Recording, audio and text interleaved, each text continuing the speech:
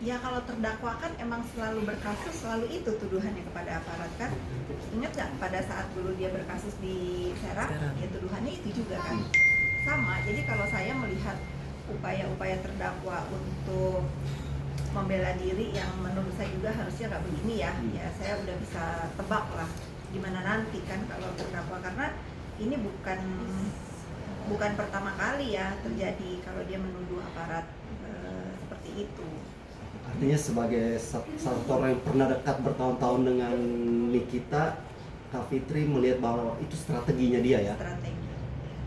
Tapi bagus ya, ini bagus agar bisa dibuktikan karena dugaan saya apa yang diterima, laporan yang diterima sama tim terdakwa ini dari salah satu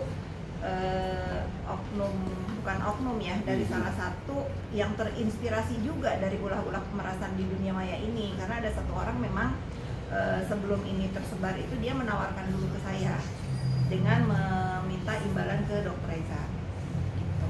Nah ternyata setelah saya cross check ke para online skincare, modusnya memang seperti itu. Nanti beli skincare-nya, terus nanti dia WA, oh muka saya nih breakout nih, nggak cocok nih sama skincare kamu, minta untuk berobat lah, apa-apa, kalau nggak mereka dia mau speak up. Ya polanya sama sebetulnya, tapi sangat disayangkan kenapa kalau memang benar ya, ini kalau memang benar informasinya ini dari salah satu netizen ini diterima mentah-mentah oleh pihak terdakwa, harusnya dicek dulu ini orang siapa sih yang kasih informasi, apakah dia memang benar orangnya, apakah track record juga benar. Ternyata kan begitu di still di dunia maya memang ini orang banyak masalah kan yang kasih informasi ke terdakwa ini. Itu banyak dicari orang juga, katanya sih infonya suka nipu-nipu orang juga. Ya memang mungkin pekerjaan di dunia maya ini macam-macam ya, salah satunya mungkin dipakai juga untuk yang kasih informasi ke terdakwa ini sebagai pekerjaan. Tapi Kak Fitri kalau melihat sidang kemarin, kembali lagi kisruh dan kisruh terus di setiap sidang. Dirimu melihatnya seperti apa sih Kak? Ini memang seperti memang sudah tabiatnya terdakwa kah Emang atau tabiat, seperti ya. apa kah? Kalau saya melihatnya emang tabiat dan polanya terdakwa ini ingin diperhatikan ya sama.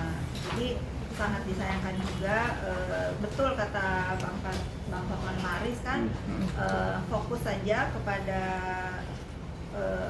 materi persidangan gitu, itu benar sarannya. Lalu Bang Hotman juga kan hari ini memberikan statement nih berimbang ya, bagus juga. Kenapa katanya kalau misalnya dia memberikan sejumlah uang untuk menutupi kejahatan katanya kan. Faktanya kan nggak ada yang jahat di sini.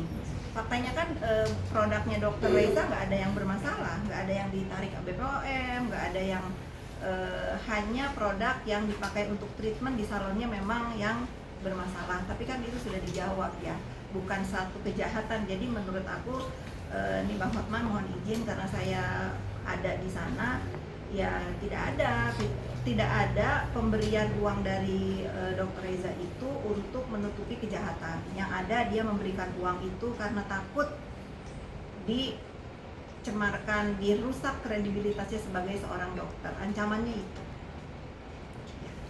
Oke Kak Fitri, ini juga Bang Hotman sempat mengimbau juga kepada para fansnya dari kita untuk lebih fokus ke pokok perkara permasalahan, tidak melihat dari sisi lainnya. Gimana nih Kak Fitri? Iya, itu bagus banget ya. Itu harusnya seperti itu gitu. Jangan bersikap dan malah memperburuk keadaannya terdakwa di sana. Karena kan semua persidangan itu dinilai ya, baik dari sikap terdakwa sendiri, lalu dari dari pembelanya ya, dari pengunjung juga. Karena semakin tidak kondusif jalannya persidangan, semakin lama terdakwa mendapatkan kepastian hukum. Karena akhirnya sidangnya diskors. Orang mau bersaksi itu kan perlu konsentrasi ya. Siapa tahu harusnya saksi ini meringankan terdakwa karena diteriakin, karena euforia jadi buyar, mau jawab apa jadi lupa gitu. Ya, sikap-sikap santun di dalam persidangan harusnya terjaga ya. Tapi Kak, kalau melihat kesaksian dari Samira kemarin, Kak Fitri melihatnya gimana sih? Itu kan Belum bisa disimpulkan. Samira ini kan masih harus bersaksi karena kemarin kemarin diskors dan keburu sore gitu ya. Saya juga kebetulan nggak mengikuti, kemarin saya masih liburan di Tulamben. Saya belum bisa melihat kesaksian Samira itu seperti apa. Tapi yang menarik kan pada hari yang sama, pada dia bersaksi juga, BPOM mengeluarkan statement betul. kalau skincare dia itu bermasalah, ya ditarik dari peredaran dengan deskripsinya apa, simpelnya overclaim gitu kan. Nah, ini bagus ya.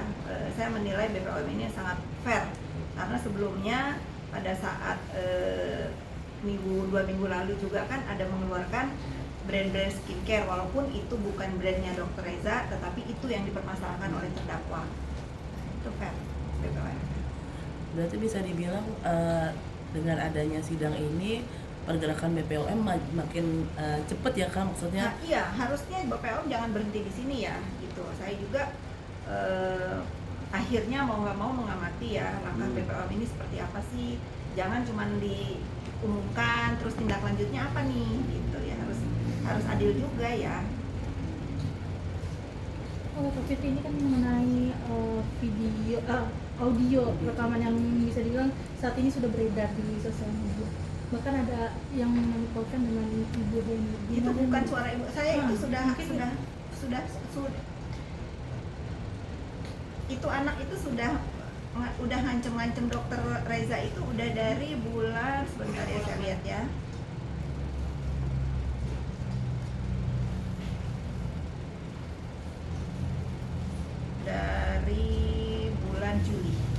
dari bulan Juli dia itu udah ngirimin rekaman-rekaman ke saya seperti ini. Cuman emang saat itu nggak kita gubris karena nggak benar gitu. Kalau kita tanggapi, kalau kita ini kan kita memupuk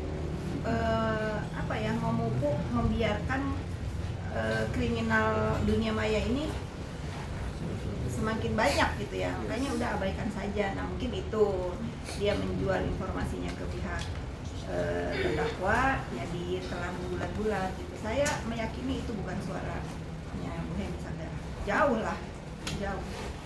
Bahkan entah suara siapa.